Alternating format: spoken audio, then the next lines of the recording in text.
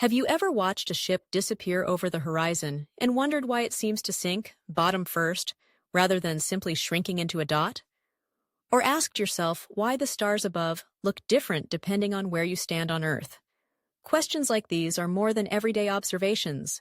They're clues, like pieces in a cosmic puzzle, that hint at the true shape of our planet. So, how do we actually know Earth is round? Let's set off on a journey together to examine the scientific breadcrumbs, old and new, that reveal what kind of world we're standing on right now. Let's start at the edge of the sea. Picture yourself standing on a busy harbor, watching ships come and go. When a ship sails away, something curious happens. First, the hull disappears, then the upper decks, and finally the mast and flag.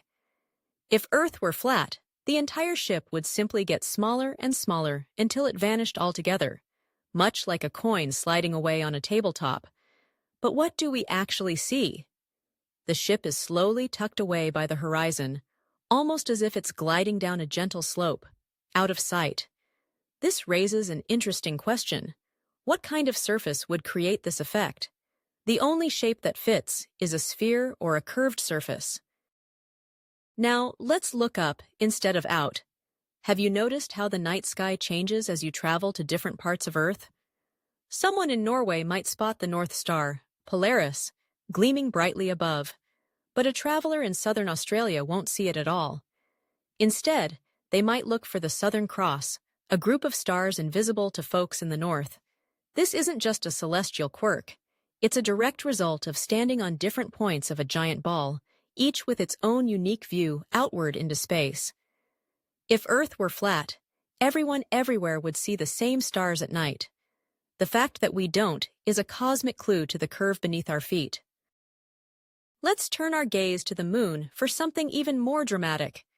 Picture a lunar eclipse, a breathtaking event when Earth passes between the sun and the moon, casting its shadow out into space. What shape does that shadow take? It's always a perfect curve, arcing gracefully over the moon's surface, every single time. No matter when or where you see a lunar eclipse, Earth's shadow never shows up as a straight line or a wonky shape. That's because the only object that always casts a round shadow, from every direction, is a sphere. But perhaps, in our modern era, the most compelling evidence comes from way beyond our skies. We've been sending satellites and astronauts into space for decades now, from Sputnik to the International Space Station, and from NASA to SpaceX. One thing remains wonderfully consistent. Every photograph snapped of our world from space shows a glowing blue ball, flecked with clouds, continents, and swirling storms. It's not just the Americans providing these images either. Russian cosmonauts, European, Chinese, Japanese, and even private companies have all taken their own photos. The fascinating part is that all these views match. No matter who is behind the camera, the planet is round. Let's bring things back home for a moment. Have you ever called someone who lives far away, maybe halfway around the world, only to find out it's a completely different time of day for them? Maybe you're winding down for the evening while they're there just making breakfast. That's time zones in action. As Earth turns on its axis, different parts bask in sunshine while others slip into shadow. If Earth were flat and the sun swept above it like a spotlight, then everyone, everywhere, would experience sunrise and sunset at exactly the same moments. Day and night would be global events, not personal ones. Instead, thanks to Earth's curve, day chases night around the globe, creating a beautiful, predictable pattern of time zones. Maybe you've heard some claims that Earth isn't round after all. Perhaps that the ground feels flat, or the horizon looks straight, or that water finds its level so the ocean must be flat too. Let's unpack these ideas for a moment. Yes, standing on the ground, Earth feels flat. Because, compared to our size, Earth is vast. Imagine an ant traversing the surface of an enormous apple. To the ant, the apple would seem flat indeed.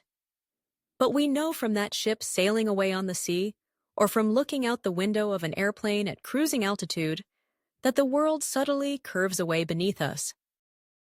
And about water finding its level? The word level on a sphere is more than just flatness. It means perpendicular to gravity's pull toward the center of Earth. So, as water settles on the curved planet, level becomes the surface of a globe, not a tabletop. Some people say, but what if all those space photos are faked? An intriguing thought. But let's explore what that would involve. Since the 1950s, countries sometimes at odds, like the United States and Russia, have launched their own satellites and sent astronauts on missions, all independently reporting around Earth. Countless amateur enthusiasts have even sent up weather balloons with cameras, bringing back photos from above the clouds, each one showing a broad, gentle curve beneath. Still, let's not lose our sense of wonder. It's good to question, and examining these mysteries fuels our own journey of discovery. After all, thinking critically, even about things that seem obvious, plays a crucial part in scientific progress. The important thing is to test ideas against evidence, and even better, to seek out the clues ourselves. So the next time you look up at the moon and see that curved shadow during an eclipse, or chart the shifting constellations overhead, remember you're standing on the surface of a vast, spinning ball hurtling through space. Given all this beautiful, layered evidence, from ships and stars to shadows and snapshots, Earth's roundness isn't just a theory, but a conclusion drawn from centuries of curious observation, bold adventure, and careful measurement. But here's where you can take this further. What other questions about our planet are waiting for curious eyes and minds to explore? Could there be more clues in daylight, weather, or even ancient navigation? What mysteries do you see in the world around you?